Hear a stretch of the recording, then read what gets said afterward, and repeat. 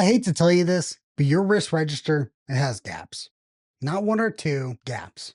And the problem isn't your risk register. The problem is what you did to create it. Most risk workshops are broken, not because risk management doesn't work, but because nobody actually taught you how to run a risk workshop to start off with. Not the facilitation, not the structure, not how to get a room full of people to say the things that they've been sitting on for weeks. All you've been taught so far is just theory on how to do risk management. And that changes today because I don't want you to A, skip the risk workshop, or B, just avoid it altogether. Here's what I know about you. You already believe risk management matters.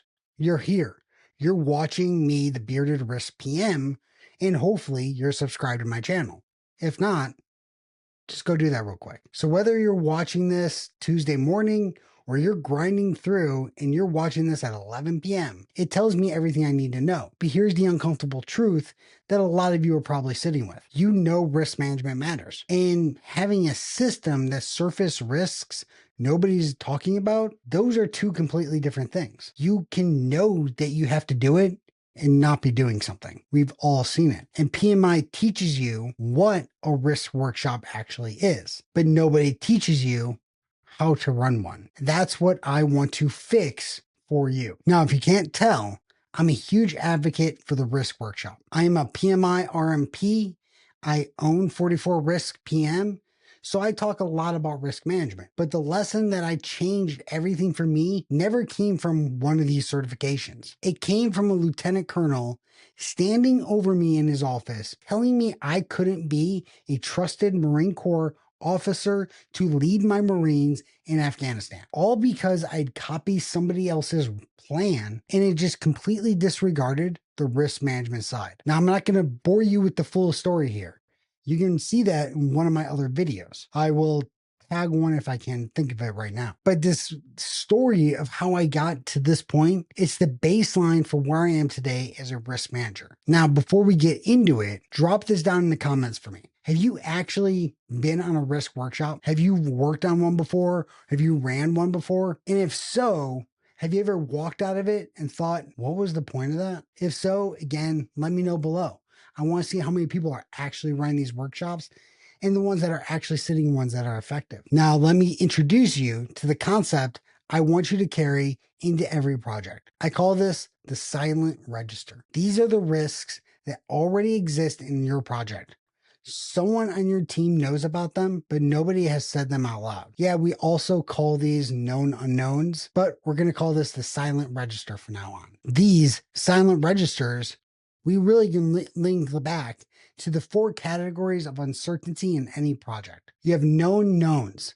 These are documented, logged, managed risks that we all know about. Then we have known unknowns. These are the ones that you can anticipate even if you haven't fully defined them yet. But then we drop into the danger zone. This is the unknowns, like the unknown knowns. Your team knows about these, but nobody has said anything yet. Or worse, the unknown unknowns. These are your true blind spot. Nobody can see these coming. The bottom row down here, these are where projects die.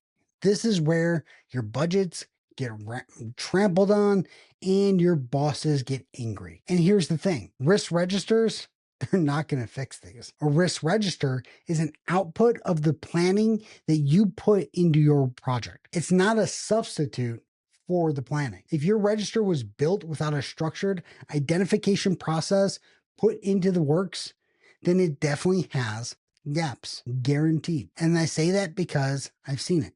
I've lived through it. On a project that I was advising, I was running a proper risk workshop. We brought up 14 risks that weren't even identified in 2 weeks of planning beforehand. One of them ended up being a critical dependency that could have pushed the entire launch back by 3 months, 4 months, long time, enough to where it would have angered a lot of people. But nobody connected the dots until we brought the right people into a room and we just talked about it for a couple hours. And that is exactly why risk workshops exist. Not to check a box, but to find what's living on that silent risk register. Now, real quick, if you want a complete system for how to run a risk workshop, I do have an 8-module course that I call How to Run a Risk Workshop. It covers everything from planning, facilitation, templates, sample agendas, brainstorming worksheets, everything you need to actually execute. Link is going to be down in the description. I want to give you what I like to call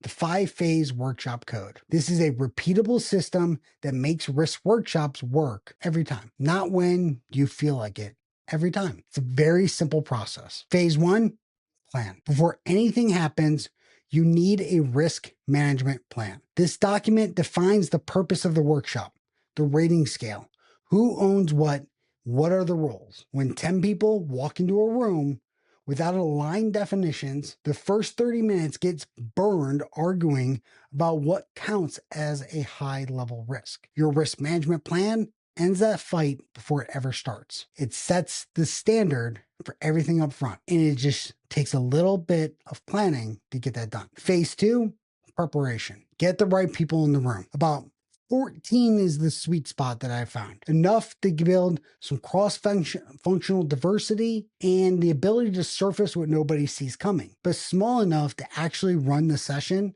without a bunch of people talking over each other. And it gives them the right input. And critical for preparation is once you have the right people identified, is you give them the right inputs before they ever arrive. They have the work breakdown structure, the risk breakdown structure, historical documentation, assumptions. The more they know walking into the workshop, the more you're going to get walking out of it. Then we have phase 3, structure. You need an agenda. This is not optional. The agenda needs to be structured, time boxed, and you need to make sure that it is enforced. Your stakeholders don't want to be in another meeting that goes nowhere. Set a clock, respect it, and stick to it. Nothing kills future workshops faster than consistently running over and not meeting your goals. We are in phase 4 or 5, and we've just got the identification, because this is where we're actually finding the risks. But there's a lot of work that goes up front to make sure that this actually works out and we're able to actually identify what we need. And the 3 techniques I use the most: first, we have structured brainstorming. All right. If you've listened to my videos before or you've talked to me, you know I hate brainstorming used as a catch-all. Hey, we're going to go do some brainstorming. Structured brainstorming is what I like to call it, because we're not willy-nilly idea dumping up on a whiteboard. We are doing something that's focused, intentional. It's brainstorming, but it's done in the right way. Then we have assumption analysis, where you work through every assumption that's baked into the project. We assume the vendor delivers by Q3. Okay, what if they don't? That is something that you have to plan for. That is a risk. And then checklists, using things like past projects, the lessons learned, your WBS, your RBS. You go through and you just check the box on what you had in there. It's a very quick, easy way to identify risks in your projects.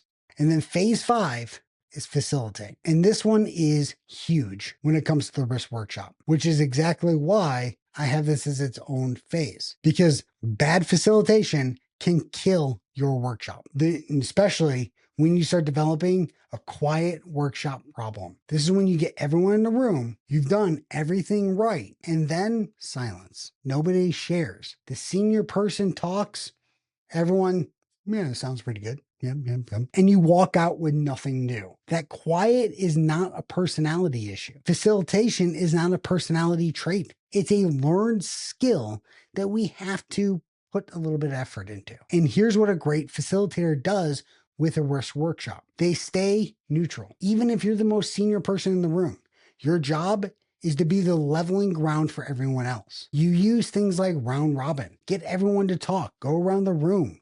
Everyone gives an idea. Saying nothing is not an option. Then you allow them to use hitchhiking. So when someone mentions something, you build upon it and you actually build out that risk into what it really is. That's how you solve the problem with that silent risk register, facilitating people to actually start participating. And then also for a facilitator, they set the ground rules before anything starts. You make sure that there's no criticism during brainstorming. All the ideas are welcome. Build out the ideas. Don't block them. And you always establish what's said here stays here. And here's a quick thing about facilitation.